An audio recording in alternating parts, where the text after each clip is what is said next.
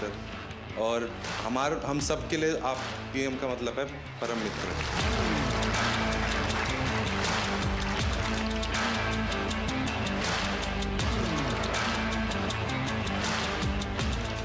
शीतल की सिग्नेचर मिल जाएगी आज मुझे। जाने से पहले आप जब सबसे बात करते हो और फिर आने के बाद सबसे मिलते हैं, आई थिंक सारे मेडलिस्ट, सारे एथलीट यही सोचते हैं कि हमें यही मौका मिले। सर, लोग पैरा को अभी तक अपनाए नहीं जिस तरह आपने अपनाया है। तो बहुत लोग को बोलता है हमारा ब्रांड एम्बेसडर कौन है? हमारा मोदी जी हमारा ब्रांड एम्बेसडर।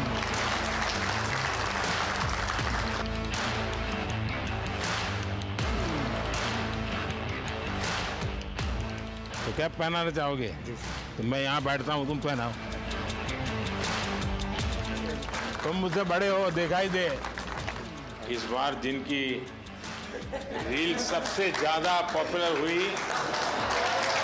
वहां तो तुमने दिन निकाल दिए। अब घर में क्या होगा तेरा? है सिमरन? सर, ये जितना अच्छा बन के दिखा रहा है इतना है नहीं। कभी ना कभी ऐसे प्रेशर आता रहता है कि आपको परफॉर्म करना है। जब आप बोलते हो कि आप जाओ बस खेलो, हाँ जीत हार तो लगी रहती है, फिर नीचे वाले ये सब ऐसे लगते हैं अरे देख लेंगे। जब टोक्यो में गोल्ड लेके आए तो आपने प्रॉमिस लिया था कि ऐसे ऐसे 2 गोल्ड और चाहिए मेरे को। तो ये दूसरा सर आपके लिए।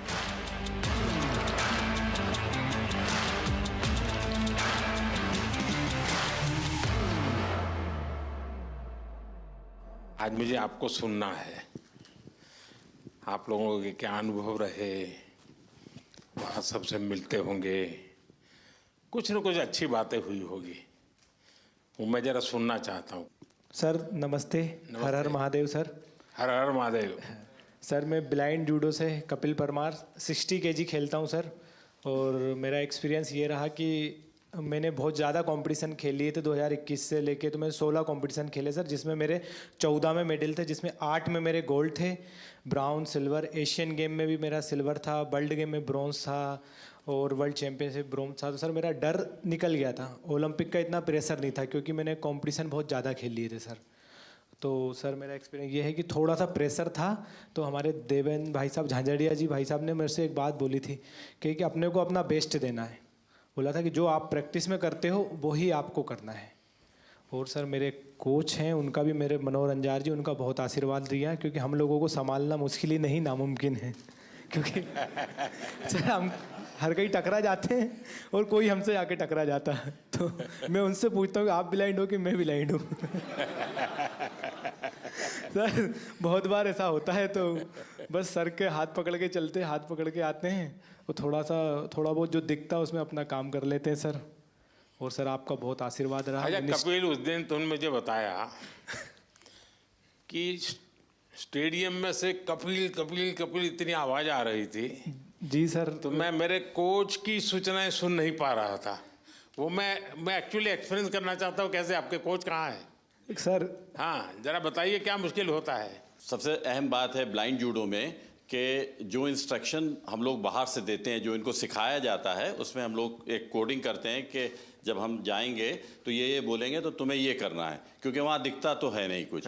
तो उस दिन हमारे 2 मैट एरिया थे। एक मैट पे हमारी बाउट चल रही थी फाइट, और दूसरे पे जो है वो फ्रांस की फाइट चल रही थी। और फ्रांस की फाइट में इतना शोर हो रहा था, करीब 15 से 18 हज़ार दर्शक वहाँ थे। तो जिसकी वजह से जब ये सेमीफाइनल खेलने गए तो जो मैं बोल रहा था वो ये नहीं समझ पा रहे थे। और डेफिनेटली क्योंकि सेमीफाइनल का एक प्रेशर था, और जो खिलाड़ी था ईरान का, उससे पहले ये फाइनल में एशियाई खेलों में हारे थे, तो यकीनन उसका भी प्रेशर होगा।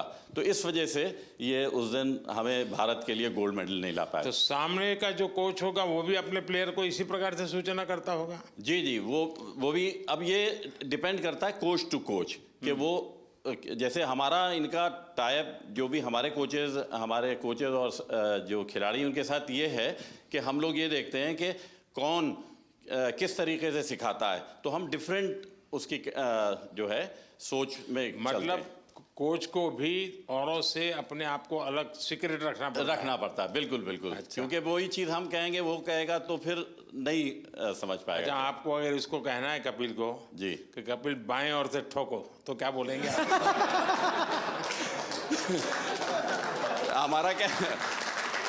हमारा कहना ये होता है सर, ऐसा ही होता है ना सर हाँ बोलते कि हम मार दे तो मैं सर अटैक तो करता हूँ, कभी खाली चला जाता तो वापस खड़ा हो लेकिन जाता। टेक्निक का नाम बताते हैं। जो पोजीशन आगे पीछे पाँव की दिखती है तो वो टेक्निक का नाम जो इनको सिखाया होता है वो बताते हैं, तो फिर ये वो अप्लाई करते हैं। क्योंकि कहाँ पर ऑफ बैलेंसिंग हो रही है, आगे हो रही है पीछे हो रही है, तो वो टेक्निक बताते हैं। तो आप सामने वाले की पोजीशन भी बताते होंगे? जी जी जी बिल्कुल। उसके जो मूवमेंट होते हैं, जैसे उसने आगे किया, वेट उसका आगे जा रहा है तो हम आगे वाली टेक्निक उसको मार सकते हैं।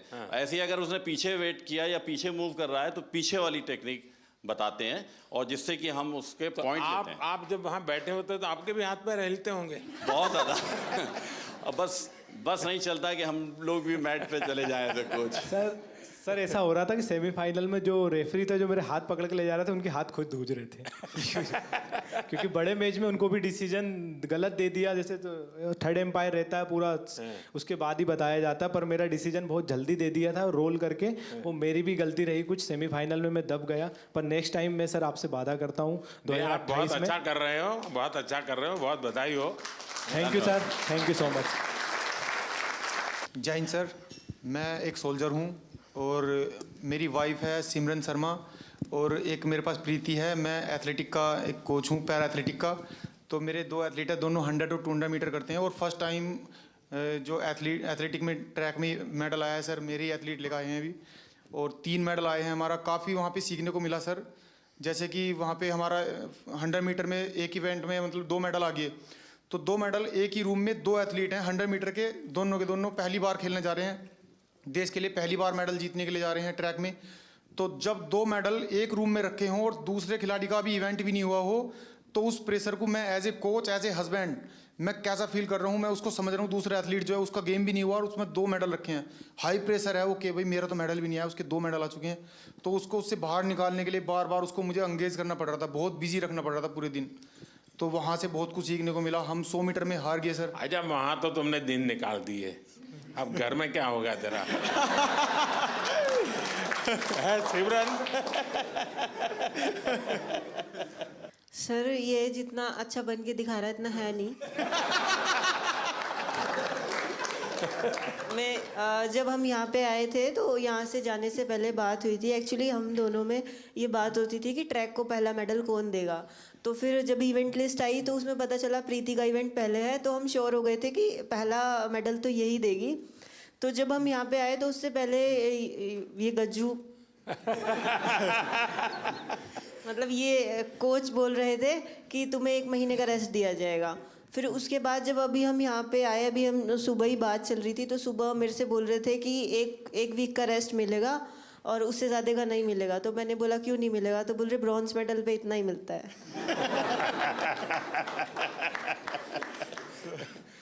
अब तुझे खाना नहीं मिलेगा।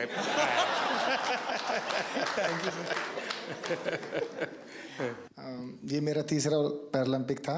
मैं पिछले में भी आपसे मिला था, आपने मुझे बहुत मोटिवेट किया था, लेकिन शायद इस बार भी थोड़ी कसर रह गई। मैं रियो पैरालंपिक में भी चौथा था, टोक्यो में भी चौथा था, इस बार पेरिस में भी चौथा हो गया सर। तो ये 4 नंबर मेरे से कुछ ज़्यादा ही प्रेम में है, तो मैं इसी 4 नंबर को शायद मोटिवेशन में लेता हूँ। तो सोचता हूँ कि अगला मेरा चौथा पैरालंपिक होगा।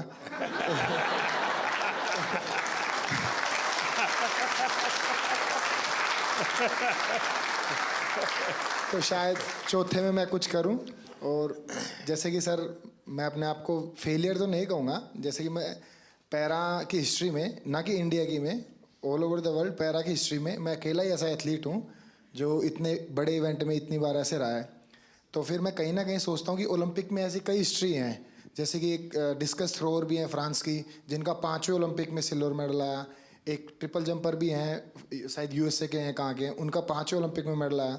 तो शायद मैं फिर अपने आप को ये भी मोटिवेशन देता हूँ कि तू पहला एथलीट पैरा वर्ल्ड में बनेगा जो सबको मोटिवेशन देगा कि भाई जब उसने चौथे में जीता था तो तुम लोग पहले में क्यों हार मान रहे हो। यहाँ कुछ एथलीट्स ऐसे हैं, जैसे कि ये गुड़िया है, ये 4th हैं, काफ़ी लोग 4th हैं, तो ये निराश हो रहे हैं।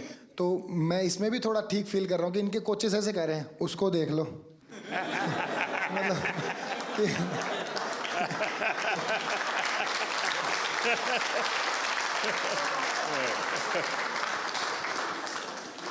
देखिए, मैं समझता हूँ कि आपका ये जो जीवन की तरफ देखने का दृष्टिकोण है ना, वो शायद आपकी सबसे बड़ी ताकत है।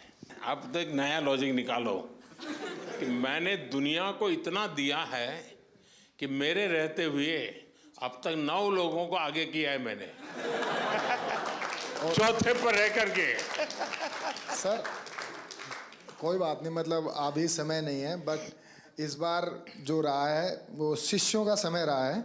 हम 3 एथलीट हैं ऐसे जो अपने शिष्यों को सपोर्ट कर रहे हैं। तो देवेंद्र भाई साहब हैं, इनके शिष्य का गोल्ड आया है, और एक और है सोमन राणा है, उनके शिष्य का ब्रॉन्ज आया है। और मैं नवदीप का कोच नहीं हूँ, बट मैं नवदीप का गुरु हूँ। इसको मतलब जेवलिन स्टार्ट से लेके आज तक की जर्नी ऐसे बड़े भाई गुरु के तौर पे रहा है। तो इस बार मैंने नवदीप को दे दिया कि इस बार तू ले जा, लेकिन अगली बार सर ज़रूर पूरा प्रॉमिस करता हूँ मेरा रहेगा। और सर बीते 3 ओलंपिक जितने भी पैरालंपिक मैंने देखे हैं उसमें मैंने ये फील किया है कि जैसे कि सभी लोग बात करते हैं ये कंट्री इतनी बड़ी है तो एक्सपेक्टेशंस पहले लेके जाते हैं, बहुत तगड़े गेम्स होंगे, बहुत तगड़े गेम्स होंगे। लेकिन सर मुझे ऐसा बिलीव है अगर इंडिया 2036 का ओलंपिक पैरालंपिक करवाती है तो मुझे नहीं लगता धरती का उससे तगड़ा इवेंट कहीं पे हुआ होगा। तो सर हम उसमें पूरी कोशिश करेंगे कि बुढ़ापे में भी देवेंद्र भाई साहब को एक आइडल मानते हुए अपने 8 गोडों को बचाते हुए उसमें कोशिश करेंगे उसमें भी खेल पाए। नहीं, आपका जीवन के तरफ देखने का एक दृष्टिकोण है, ये अपने आप में बहुत ही इंस्पायर करने वाला है कि भाई मैं आगे भी कुछ करूंगा और करके रहूंगा। मैं आपको बधाई देता हूं। Thank you sir. नमस्कार जी। मैं मेंटल कोच हूँ राधिका सिंह, शूटिंग टीम के साथ। और आप कह रहे थे कि अपना हमारा एक्सपीरियंस शेयर करें। और सबसे ज़्यादा ज़रूरी है एक ग्रुप की मोहब्बत एक दूसरे के लिए। तो शूटिंग टीम में कोई एक दूसरे से compete नहीं कर रहा है, सब अपने आप से compete कर रहे हैं, तो वो आगे बढ़ रहे हैं। और जितनी भी उनकी क्षमता है, जितनी भी उनकी तैयारी है, उसके आगे वो अपनी वीकनेस नहीं देते, स्ट्रेंथ नहीं देख रहे, वो अपनी स्पोर्ट के लिए मोहब्बत देख रहे हैं। तो ये बहुत बड़ी बात है कि हमारी टीम बहुत जुड़ी हुई रही। और ऑल्दो मैं एक ही इवेंट के लिए 2 बच्चों को तैयार कर रही थी, कोई कंपेटिटिवनेस नहीं था उनमें। तो ये बहुत बड़ी ताकत है कि हम आपस में मोहब्बत से आगे बढ़ें, और वो मोहब्बत स्पोर्ट में दिखती है। सर नहीं, आप ये मेंटल हेल्थ को करती हैं तो उसमें क्या क्या करती हैं? सर जो सबकॉन्शियस माइंड है, 90% जो दिमाग होता है, उसमें कोई कमज़ोरियां हैं तो उनको चेंज करना, और जो आपकी स्ट्रेंथ है उनको आगे लाना, अपनी पर्सनालिटी से जोड़ना और अपने आप को आगे लेके जाना।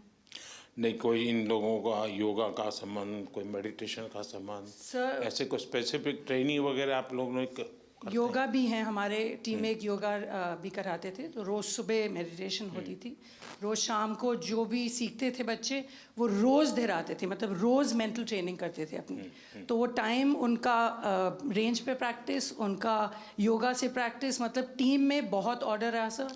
तो दुनिया के बहुत देशों के स्टूडेंट्स खिलाड़ी होंगे जो योगा मेडिटेशन नहीं जानते होंगे जी। तो हमारे लोगों का क्वालिटी में क्या फ़र्क पड़ता है? जी बहुत फ़र्क पड़ता है, बिकॉज आप अपने अंदर के दिमाग को जब कंट्रोल ले आओ तो आप अपनी गेम को बहुत आगे लेके जा सकते हो। तो ये आपने भी बहुत अच्छा किया है कि योगा हमारे कंट्री में बहुत बढ़ाई है। और आई थिंक स्कूल्स में सर इसको आप सब्जेक्ट बनाएं, बिकॉज इसमें जो साइंस में जो शक्ति है वो किसी और चीज़ में नहीं। बधाई हो। Thank you sir. और कोई? हाँ, पहले तो बहुत बड़ी खुशी की बात कि कपिल ने ना ही पैरा जूडो में जबकि एबल जूडो में भी पहला भारत को मेडल दिया है। अब तक एबल या पैरा जूडो में कोई मेडल नहीं था। और कपिल के नाम एक और हिस्ट्री है कि visually impaired in any game का पहला मेडल भी कपिल ने इंडिया को दिया है। सो हम सब लोग को उसकी बधाई। हमारे जो जूडो के टॉप शॉट्स हैं वर्ल्ड के, उन सब लोगों ने पर्सनली पोडियम से उतर के आके हम लोग को कंग्रेचुलेट किया, बोले we didn't expect such a quick uprise in para judo, so hats off to you guys. And sir वो हम लोग अकेले नहीं कर सकते थे। साई, OGQ, ये फिनोमिनल सपोर्ट हम लोग को मिला है and of course the government of India, I mean needless to say. तो sir thank you so much. And जितने और कोचेज़ हैं यूके, यूएसए, जो हम लोग के अच्छे फ्रेंड्स हैं, कोरिया, वो सब लोग आए, बोले we knew you were going up ahead but we didn't realise it's gonna be so soon. So we felt very proud and thank you to the entire team that is backing us up. Thank you so much sir. बहुत बहुत बधाई। मैं संदीप चौधरी जी के लिए बात कहूँगा। गिरते हैं शायद सवार ही मैदान जंग में, तिफल क्या जो घुटनों के बल चलते हैं। तो ये आपने सबको ये बताया जो घुड़सवार होता है वही गिर सकता है, बच्चे कभी नहीं गिरते। तो मेरा आपके लिए बहुत बड़ी और सर मैं हरविंदर के लिए बताऊंगा। शीतल हरविंदर, मैं आर्चरी से हूँ। तो जैसे मैडम ने बताया कि जूडो में हरविंदर का पहला आर्चरी एबल और पैरालंपिक में फर्स्ट मेडलिस्ट है, टोक्यो में ब्रॉन्ज, और अभी हिस्ट्री में फर्स्ट इसका मेडल है जो एबल के बराबर शूट करके है 28, 28, 29। लास्ट एरो आपने देखा होगा सर, बिल्कुल क्लोज टू था। अगर वो 10 लगता तो हम किम वूजिन और अपना ब्रैडी एलिसन के बराबर शूट कर देते। नमस्ते सर, मेरा नाम अमीशा है और मैं उत्तराखंड से हूँ। ये मेरा पहला पैरालंपिक था और मैं बहुत ग्रेटफुल हूँ कि मुझे 2 साल में मैंने अपना गेम स्टार्ट किया है, 2 साल ही हुए हैं और 2 साल में मैंने लाइफ में इतना बड़ा एक्सपीरियंस लिया, मुझे बहुत ज़्यादा कुछ सीखने को मिला। And thank you to my coach जिन्होंने मुझे कॉन्फिडेंस दिया कि मैं कर सकती हूँ, क्योंकि मैं बहुत डरी हुई थी। तो आपने कहा था कि वहाँ लोगों को ऑब्जर्व करना, उनसे लोग डरते होंगे। हाँ, पहले आप डर रही थी, अब लोग डरते होंगे। तो आपने कहा था कि लोगों को ऑब्जर्व वगैरह करना है, तो मैंने वो भी बहुत किया और बहुत कुछ सीखने को मिला है। परिवार में से क्या रिस्पांस है? अब परिवार के, तुम्हारे फैमिली के लोग क्या कहते हैं? अब तो फैमिली बहुत खुश है और वो पहले से ही सपोर्ट करती थी, लेकिन अब और ज़्यादा सपोर्ट, और ज़्यादा दे रहे हैं। नमस्ते सर, मेरा नाम सुमित अंतिल है और मैं back to back second gold medal है सर मेरा।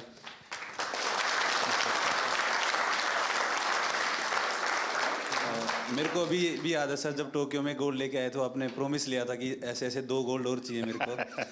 तो ये दूसरा सर आपके लिए है, क्योंकि उसके बाद में जैसे जब पैरालंपिक से पहले हम काफ़ी नर्वस थे, क्योंकि मैं आर्टिकल्स पढ़ रहा था कि हर तरफ मोस्ट फेवरेट है एथलीट जो गोल्ड मेडल को डिफेंड करेगा। तो कुछ नाम आ रहे थे सर, उसमें मेरा भी नाम था।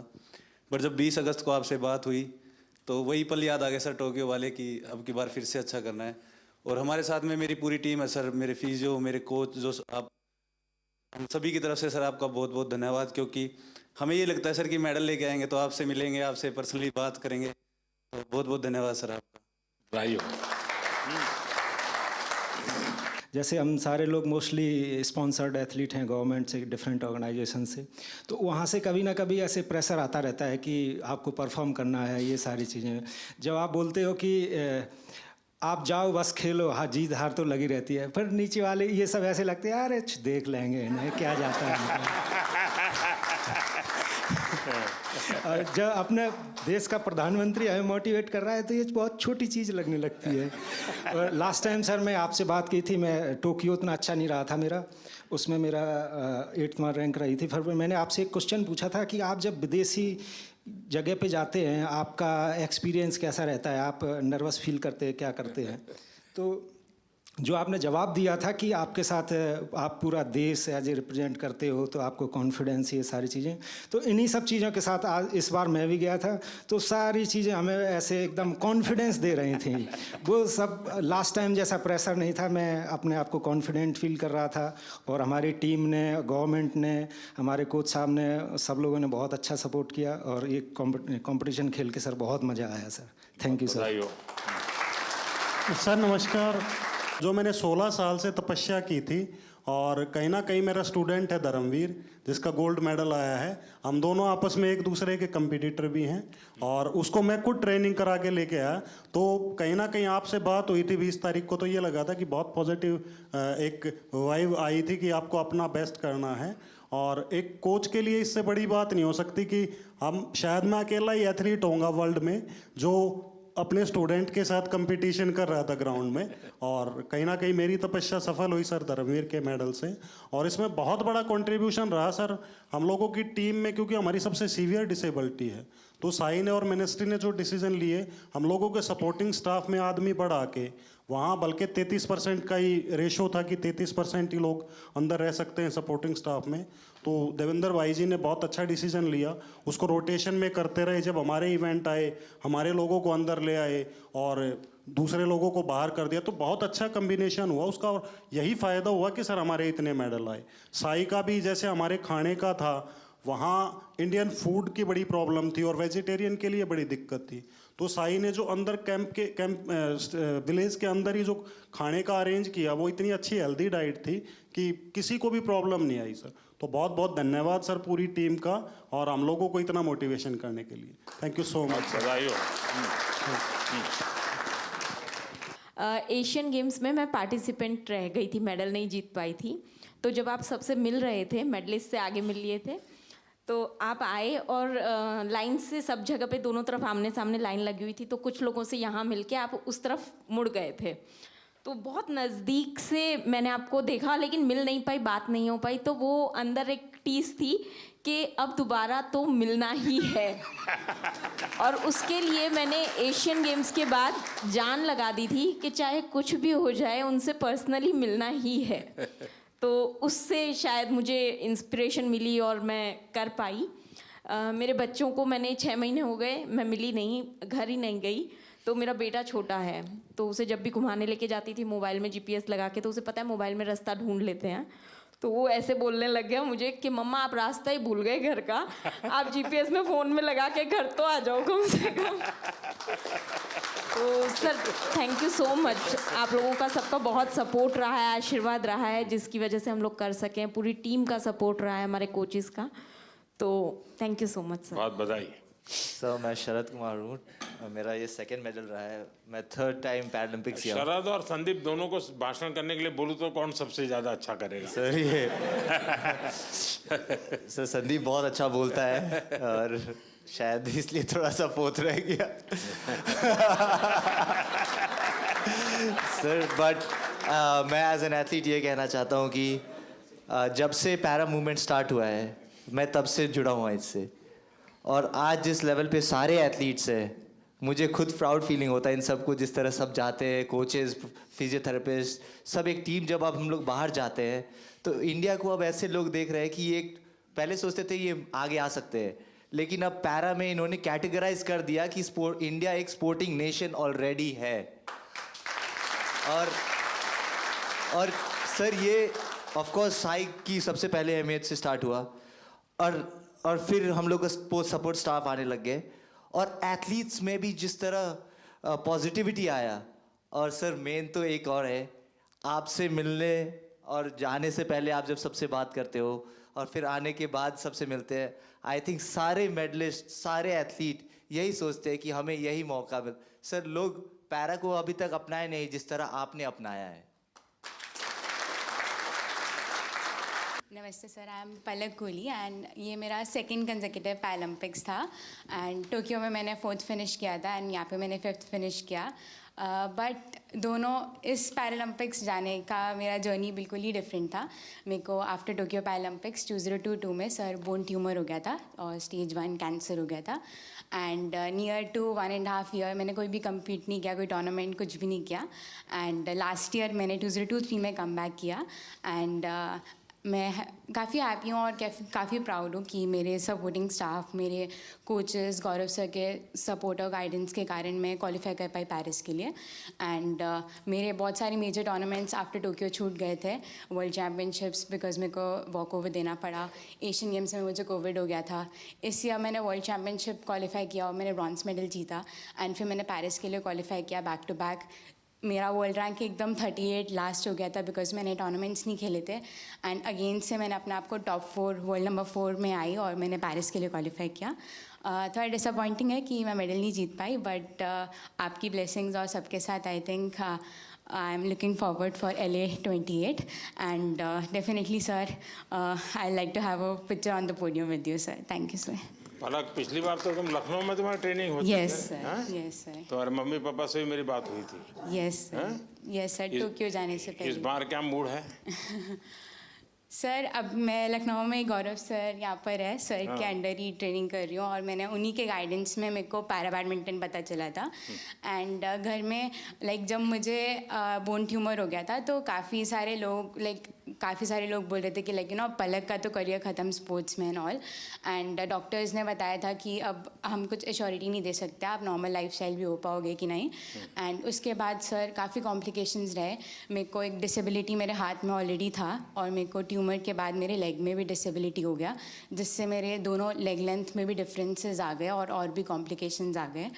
तो मेरी फैमिली हमेशा मुझे खुश देखना चाहती है और उनकी ब्लेसिंग्स हैं मेरे साथ and they want me to be happy. तो उनका बस ये कंसर्न है कि मेरे को हिम्मत नहीं हारनी। देख आप पलक, तुम्हारा केस ऐसा है कि तुम बहुत लोगों को इंस्पायर कर सकती हो इसे, क्योंकि इतनी कठिनाइयों के बाद और चलिए ट्रैक पर गाड़ी आई, ज़िंदगी बनाई, बीच में रुकावट आ गई और बीच में नई समस्या आई और फिर भी तूने अपना मकसद नहीं छोड़ा। ये बहुत बड़ी बात है। बहुत बधाई हो आपको। Thank you so much. नमस्ते सर, मैं राजस्थान बीकानेर से आया हूँ। श्याम सुंदर स्वामी नाम है, पैरा आर्चरी से हूँ। सर हमारे बीकानेर में कन्नी सिंह राजा वो 5 बार ओलंपिक खेल के आए थे। हम देवेंद्र भैया से हम बहुत क्योंकि 40 साल के बाद मैं एक टोक्यो ओलंपिक में पार्टिसिपेट करके आया था, तो भैया को देखा था कि भाई ये गेम होता है ऐसे। तो मैं भी फिर पैरा में मैं सर पहले एबल खेलता था। 2016 में मेरे को पता चला कि भाई पैरा का भी कुछ है, क्योंकि भैया का अखबार में फ़ोटो आया था बहुत बड़ा। तो भैया से सीख के और फिर मैं 40 साल के बाद टोक्यो ओलंपिक पार्टिसिपेट करके आया था सर। इस बार सर मुझे बहुत कुछ सीखने को मिला, खास करके जो मेरी कैटेगरी के गोल्ड मेडलिस्ट SL3 के हैं नितेश कुमार जी, इनसे सीखने को मिला। सर पूरे लाइफ में जिनसे वो जीते, एक बार भी उनसे मैच इससे पहले नहीं जीते थे और उनकी वजह से, जबकि मैं उनको हरा चुका हूँ और मुझे उनसे सीखने को मिला है कि अगर वो कर सकते हैं तो मैं ज़रूर उनको दोबारा हरा सकता हूँ और इवन पूरे वर्ल्ड में सबको हरा सकता हूँ। Thank you sir. मेरा नाम डॉक्टर सत्यपाल है और मैं पैरा एथलेटिक्स का कोच हूँ। शायद ही यहाँ पे कोई कोच होगा जो मेरे से पहले पैरा एथलीट्स को ट्रेनिंग करा रहा होगा। मैंने 2005-06 में पैरा एथलीट्स को ट्रेनिंग कराना शुरू किया। तो जब कैसे विचार आया आपको ये?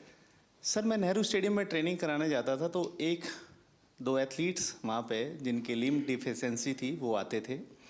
तो मैंने उनको देखा, पढ़ा, फिर देवेंद्र जी के बारे में सुना कि उन्होंने 2004 एथेंस ओलंपिक में गोल्ड मेडल जीता था। तब मैंने इसके बारे में स्टडी किया और मैंने स्टार्ट किया थोड़ा थोड़ा करना। तो सभी कोचेस नेहरू स्टेडियम में मुझे बड़ी अजीब नज़रों से देखते थे कि मैं दीपा मलिक जी की चेयर को पुश करके जाता हूँ, किसी पैरा एथलीट को ट्रेनिंग करा कर न जाता हूँ, अंकुर धामा का हाथ पकड़ के उसको नेहरू स्टेडियम में घुमाता हूँ। तो सोचते थे कि मैं अपना टाइम ख़राब कर रहा हूँ।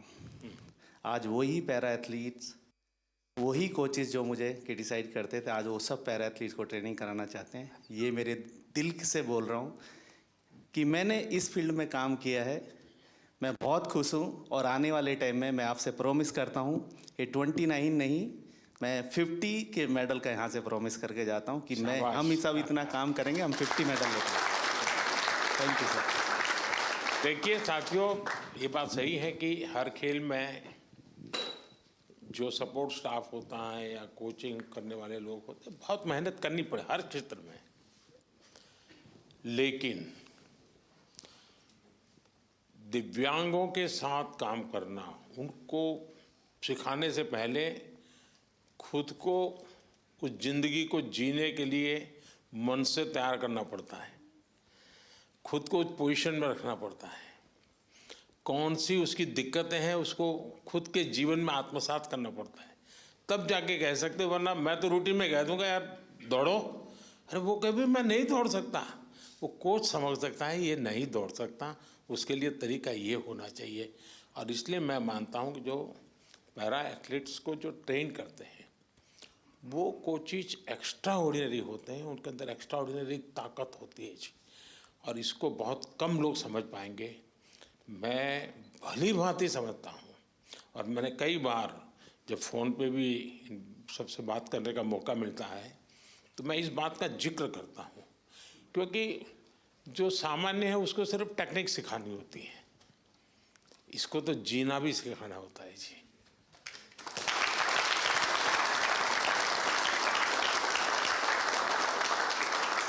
इसलिए ये वाकई बहुत बड़ी साधना है जी, और इसलिए मैं तो मानता हूँ कि आप जो साथी ये काम कर रहे हैं वो सबसे ज़्यादा अभिनंदन के अधिकारी हैं।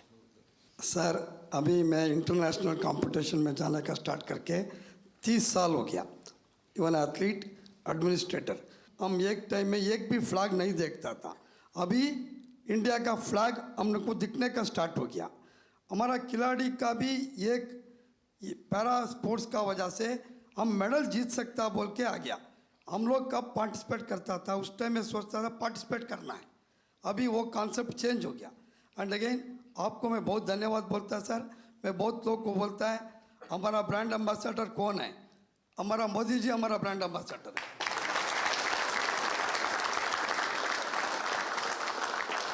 And again sir, India able body में भी हम अच्छा मेडल लेके आ सकता है। इसलिए मैं ईस्ट जर्मनी में था, केन्या में भी था। इंडिया में आजकल वेरी गुड फैसिलिटीज़ है, वो ठीक से यूज़ करना है।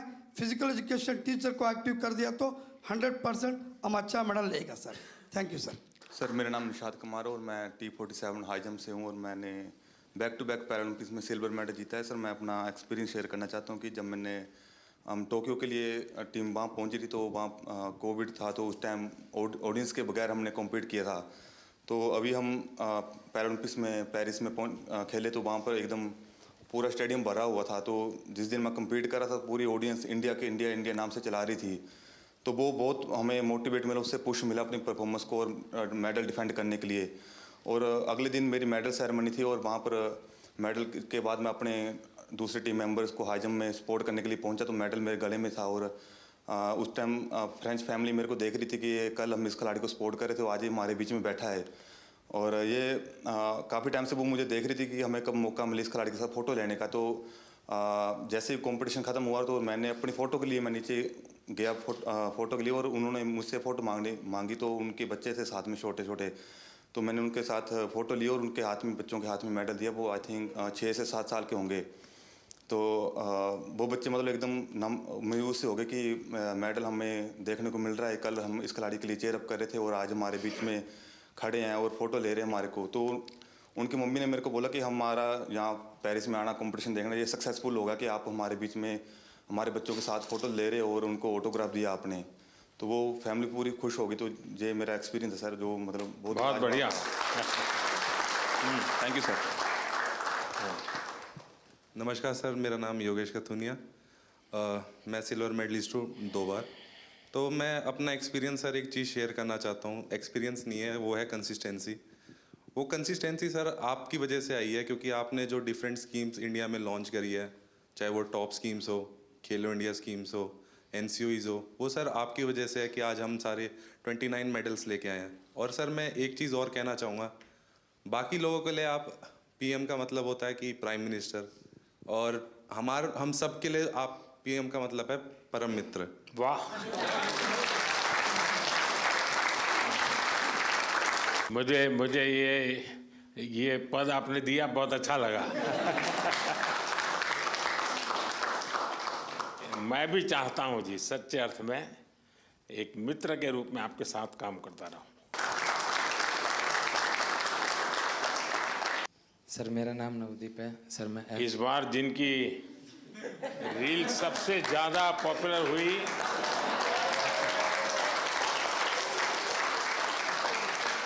एक आप है, दूसरा शीतल है। सर मैं F41 कैटेगरी में जेवलिन थ्रो करता हूं सर। दूसरी बार पैरालंपिक पार्टिसिपेट कर रहा हूं सर। मेरा इवेंट है ना सबसे लास्ट दिन था सर, और मैं तकरीबन 21 तारीख को चला गया था सर उधर। तो जैसे ही मेडल आने शुरू हुए ना सर, तो एक मन में घबराहट होनी शुरू हो गई थी कि सबके आ रहे, मेरा क्या होगा। तो सर पर फिर भी सर जैसे सीनियर एथलीट्स थे सर, जैसे सुमित भाई था, अजीत भाई साहब थे, संदीप भाई साहब थे, देवेंद्र सर थे, सबसे सर एक दिन मिलके सर एक्सपीरियंस गेन किया सर कि आप कैसा फील करते हो, मेरे को क्या करना चाहिए। और सर एंड तक आते आते सर मैं बिल्कुल फ्री माइंड होके खेलने का। वाह, थैंक यू सर। नमस्कार सर, मैं रक्षिता राजू, विजुअली इम्पैर्ड एथलीट है। ये मेरा पहला ओलंपिक है. I am very happy and experienced lot of and I am 2 times para Asian game gold medallist है. मैं thankful to my guide runners and my coach Rahul Balakrishna sir. वो इधर ही है मेरा साथ. Without guide runner I can't run. I feel very happy and definitely 2028 I will get gold medal in Paralympics. Congratulations and wish you all the best.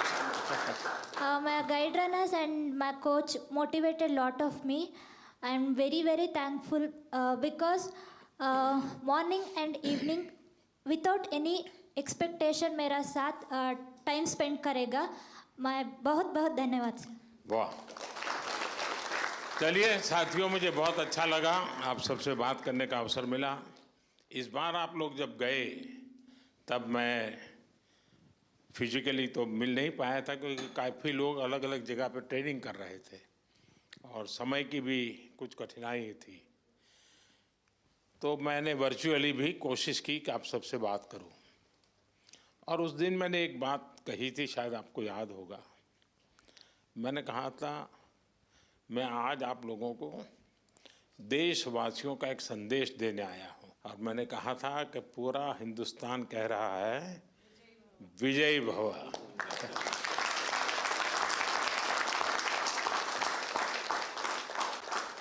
आपने देशवासियों की जो भावना थी ना, उसको बराबर मन में ले लिया कि नहीं, देश चाहता है हम करेंगे.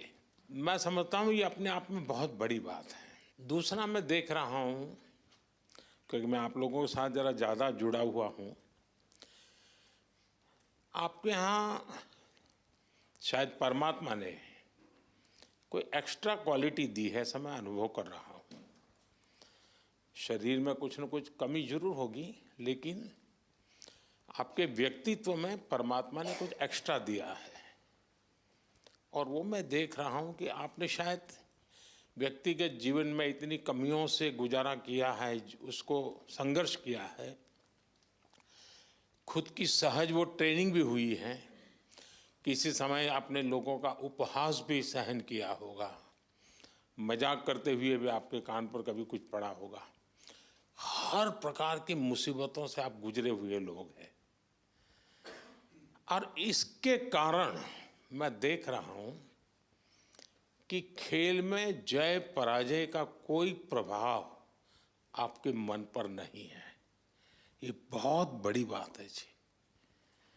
वरना पराजित व्यक्ति, यानी मान लीजिए मेडल नहीं मिला तो एक तो उसको बोझ होता है, अरे मैं तो गया. आप में से किसी को वो बोझ नहीं है. ये बहुत बड़ी जीवन की सिद्धि है जी. और वही आपको आगे ले जाने की ताकत देती है. और इसलिए मैं मानता हूँ कि मैं चाहता हूँ कि इस खेल में और लोग आए, अधिक मेडल आए, वो तो बात अच्छी है, होना भी चाहिए. लेकिन मैं आप लोगों के माध्यम से देश में एक कल्चर पैदा करना चाहता हूँ. वो कल्चर ये है कि देश के हर नागरिक को समाज में जिनके जीवन में इस प्रकार की कठिनाई है, जो हमारे दिव्यांग जन है, उनकी तरफ देखने का दृष्टिकोण बदले. वे उनके प्रति सम्मान के भाव से देखें, दया भाव से नहीं. वो हमें मंजूर नहीं है. दया भाव नहीं चाहिए, सम्मान से देखें, मैं तुमसे कम नहीं हूं. ये मिजाज मुझे देश में पैदा करना है. और मेरे दिव्यांग भाई बहनों में भी मुझे वो मिजाज पैदा कर. वो खेलते हो न खेलते हो अलग बात है, उन्हें निराश होने की जरूरत नहीं है. तो बाकी ओलंपिक्स के खिलाड़ी और बाकी विजेताओं से ज़्यादा मेरे लिए आपका खेलना, आपका देश के लिए वहाँ जाना, वहाँ जाने के लिए अनेक वर्षों तक सुबह 4 बजे 5 बजे उठ करके पसीना बहाना,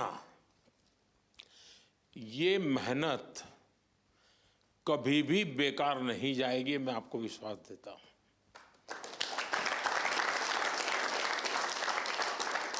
क्योंकि अब आपके लिए भी, सभी दिव्यांगजनों के लिए समाज में एक नया वातावरण पैदा होना शुरू हो चुका है। व्यवस्थाएं भी विकसित हो रही हैं। हर एक को लगता है कि अरे भाई मुझे भी तो हेल्प करनी चाहिए, मुझे साथ रहना चाहिए। मैं बैठा हूँ, वो खड़े हैं, मैं खड़ा हो जाऊँ, उनको बिठा दूँ, यानी बदलाव आता है। तो आप जो ये कंट्रीब्यूशन कर रहे हैं वो एक पूरे समाज के मन को बदलने का आपका कंट्रीब्यूशन है। सिर्फ मेडल नहीं, मेडल से ज़्यादा आप माहौल बदल रहे हैं।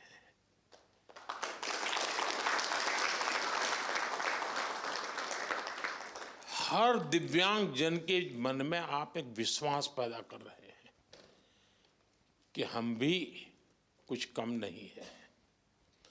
और मैं मानता हूं कि हमने इस चीज को उसी रूप में करना है। आखिरकार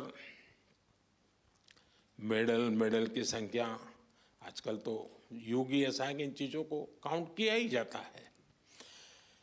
लेकिन 140 करोड़ का देश आज जिस जज्बे के साथ खड़ा हुआ है, खेलने के लिए नहीं, जीतने के लिए जा रहे हैं। मैं एक पार्टिसिपेंट हूं ऐसा नहीं है, मैं एक परफॉर्मर हूं। ये जो मिजाज है ना, वो देश की ताकत बनता है और आप देश की उस ताकत में नई ऊर्जा भरते हैं। तो मेरी तरफ से आप सबको बहुत बहुत बधाई। सबका मूड देख करके मुझे अच्छा लगा।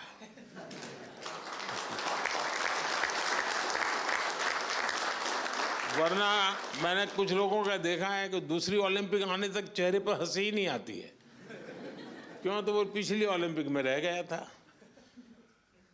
वो मुझे दृश्य यहां नजर नहीं आ रहा है। मतलब मुझे लगता है नेक्स्ट ओलंपिक भी आप जीत चुके हैं।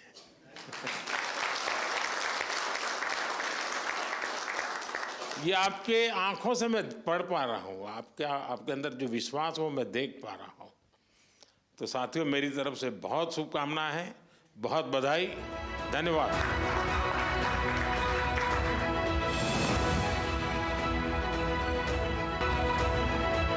तुमसे तो डर के रहना पड़ेगा।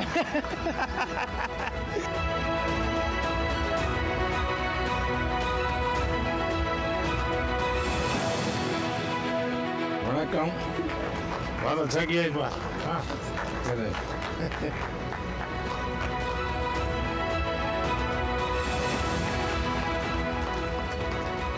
आइए। ये सारे वहाँ के टीम के बच्चे हैं। अच्छा, सब जोड़ दिया है। हाँ, पैरालंपिक से सारे।